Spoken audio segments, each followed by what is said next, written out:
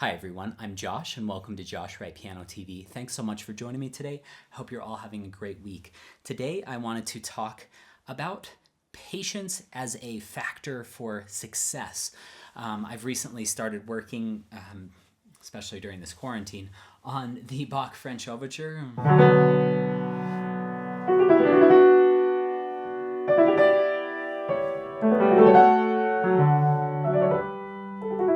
And I just adore this piece. I love it so much. And there's a lot of differences with interpretation. Some people, or even Glenn Gould, he does something like that. I can't remember the exact way he does it on the repeat. There's so much difference in interpretation. And one of the things that's kind of been bothering me is the learning curve for me with this piece is a lot slower than I'm used to. So I've also been working a lot on the Chopin Concerto first movement, and it's not uncommon in an hour-long practice session to get through 4 or 5 pages of that and feel pretty comfortable. It helps that every other line is orchestra, but at the same time, I've never been super comfortable with Bach because it is so polyphonic and complex. And people, a lot of times you'll see, and I hate to make overgeneralizations, but a lot of times people will love Bach and he might be one of their favorites, or they will steer away from Bach at pretty much all costs and be much more heavily involved in romantic works. I've just seen that among a lot of students. It's not to say it's true among all concert pianists by any means. But having said that, Bach has always been a longer project type composer for me. So I was kind of getting frustrated on this part.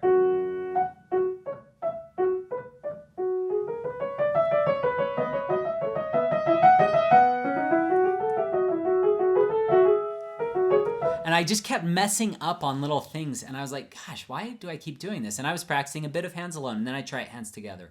And I take really small little sections and I put it into bigger sections. I'm doing all the things that I preach on this channel, but maybe it was because I've been practicing mostly at late night. Maybe I was a bit more tired than usual, but things just weren't really sticking. So last night I said, okay, let's think of things that I'm not very good at, some of my hobbies. I'm not going to go through and name all of them, but what do I do with those? I'm really patient with those. I realize I'm not very good at certain things, and I just sit and work on one thing until it feels really comfortable. And with this music being so polyphonic, I thought, what harm is it going to do to sit on, especially, I don't have a concert coming up that I have to prepare this for. This is purely for enjoyment. I'm going to play it at future concerts, but not anytime in the immediate future. But I don't have anything that this has to be done for. So what harm is this going to do to just sit on this for even a week, just practicing each voice? And suddenly practicing became much more enjoyable.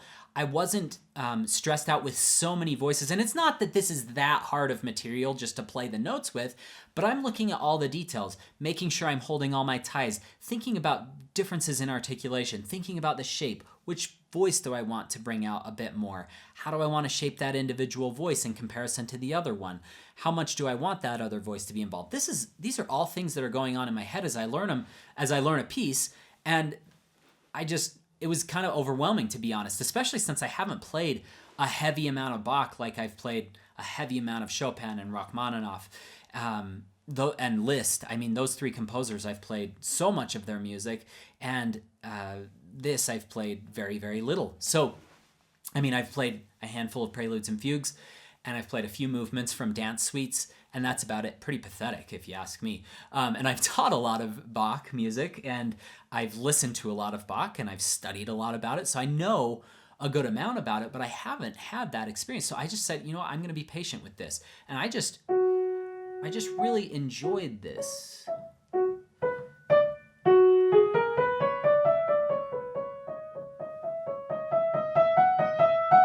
Occasionally marking in a fingering if I need to.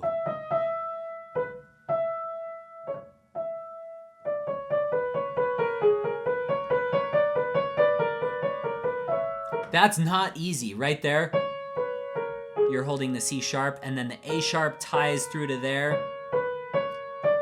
And the A sharp continues to tie. Maybe I'll let it go right there just because my hand's pretty tangled. And then The D connects to the E.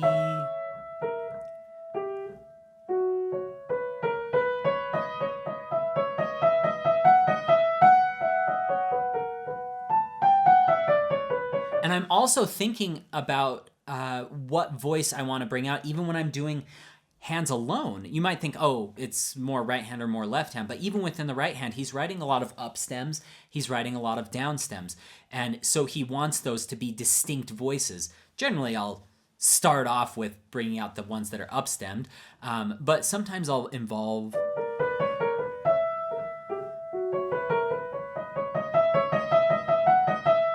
distinguish this voice,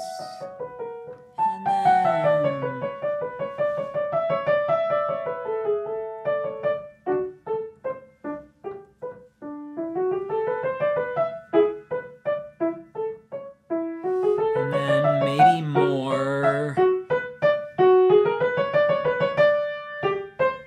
and then less. So I'm already starting to see a more clear picture of my dynamics by just isolating that hand, and I'm starting to voice even within the hand. Now, the temptation would be to say, ooh, that felt pretty good. Let me try left hand quick, then I'll put it together. Why not live with this for a little while?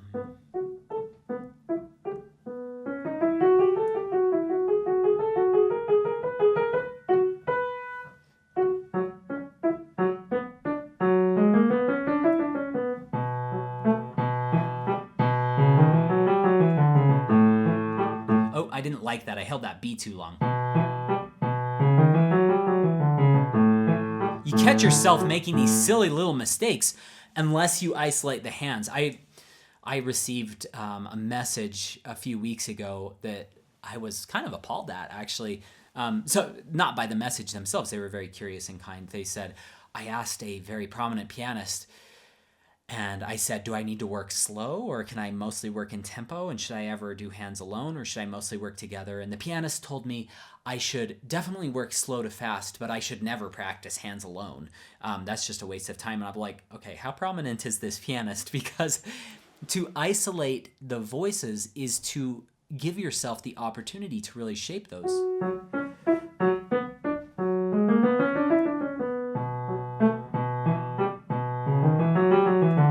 Okay, let's say I've practiced this for weeks now. I haven't. I've practiced it for a few days. Okay, but again, just to be on the second page after a couple of hours of practice on this is humbling. But there's nothing wrong with that. But when I go to put it together, I'm going to take very digestible bites. Okay, so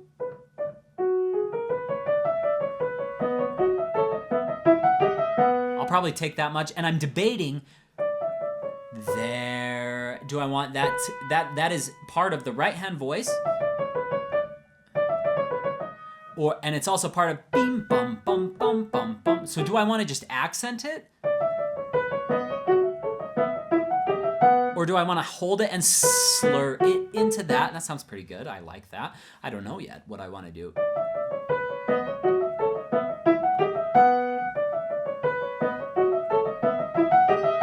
Or do I want to do it short? Do I want to bring out the left hand a little more, maybe?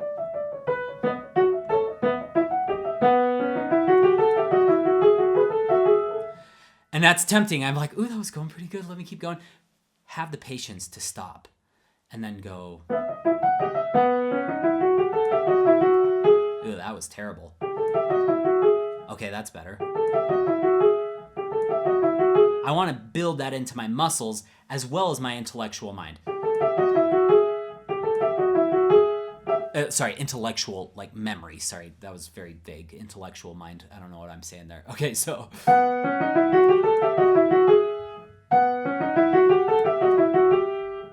Gotta end on that G sharp. Okay, and I'm not gonna bore you with doing all of this in front of you, but that's how I would practice. And I am experimenting with all of those details from the beginning. So if I have to isolate voices, especially in something as polyphonic as this, where that left hand is not just a supporting role. I'm not saying the left hand is without shape in here, but it's so clearly melody and accompaniment. Whereas this, yum bum bum bum bum bum bum bum, is answer.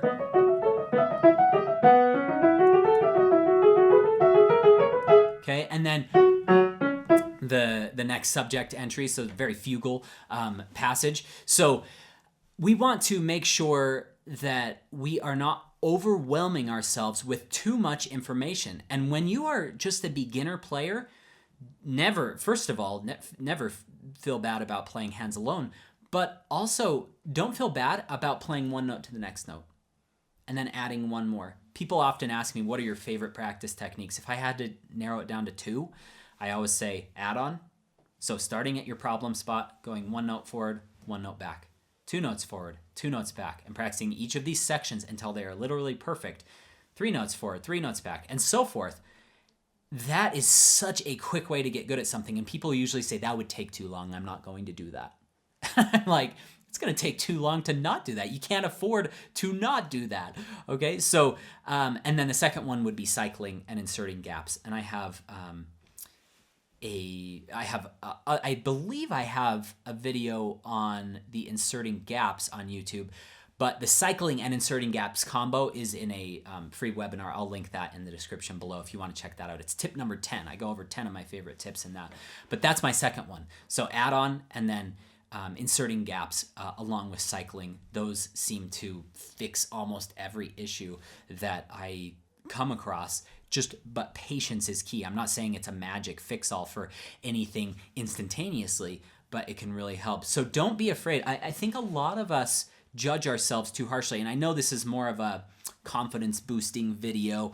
There is some practical advice in here, but at the same time, I think, oh, geez, how fast does Daniel Trifonov learn this? And then I think, well, you're not nearly as good as he is, so who really cares how fast he learns it? But a lot of times you feel bad because you compare yourself to someone who you greatly admire and respect, and you think they could have this, and he probably could get this whole page pretty smooth in 5 minutes, and it's taking me a few hours just to get it hands alone comfortable with all these details, of course, but who am I? I'm so terrible. And then you start doing, who cares? Just be patient with it. It's so enjoyable to hear all these lines. If you are playing anything by Bach, Beethoven, Mozart, Haydn, even more obscure composers that might not be household names, but they're still famous enough for you to know about their works, you're probably playing some of the most sought after great music in the history of mankind, because you look on imslp.org, thousands upon thousands of composers you've never heard of. If I grilled you right now and said, name as many composers as you can right off the top of your head, could you do 10? How about 20, 30, 40, 50? I know some of the smartest people, I bet some of the smartest people I know could name 100. Okay? Maybe 200 if they really, or 300 or 500, I don't know. But it's not the thousands upon thousands of composers that you find on IMSLP who almost no one has ever heard of. Because you're playing something by Johann Sebastian Bach, perhaps the most influential composer ever, why not enjoy that process? Why not be patient with it? Why not absorb each line individually? And I'm not saying I don't practice hands alone already. I do that. But sometimes when your articulation is complex enough and there's a lot of ties going on and you want that special craftsmanship, there's no problem in sitting on this for maybe a week or two, maybe a month. I think maybe a month's getting a little bit extreme, to be honest, but sitting on that for a given period of time, not just 5 minutes, is something that we all need to be reminded of. Be humble. Don't run before you can walk with a piece. So I hope this has given you a little bit of comfort and inspiration today to take your pieces at a pace that you can be successful with. If any of you have any questions, please let me know. My email is josh@joshwrightpiano.com. Like I said earlier, I'll leave a link for that 10 tips webinar in the description below, along with 2 links for 2 of my paid courses, and then a link for my kit, all the gear that I use to record these videos. I get a lot of questions about what gear do I recommend, what are some beginner books that I recommend, what are some books and CDs that I recommend if you have to pick and choose, and that's all contained in that kit. I've got lighting gear, microphones, camera gear, all of those types of recommendations. I'll also be adding some theory books if you want to do some beginner's theory in the next couple of days on that as well. So have a great week, everyone. I wish you all the best during this crazy pandemic of COVID-19. I hope you're all healthy and safe, and I will see you with the next upload. Have a great week. Good luck in your practice sessions.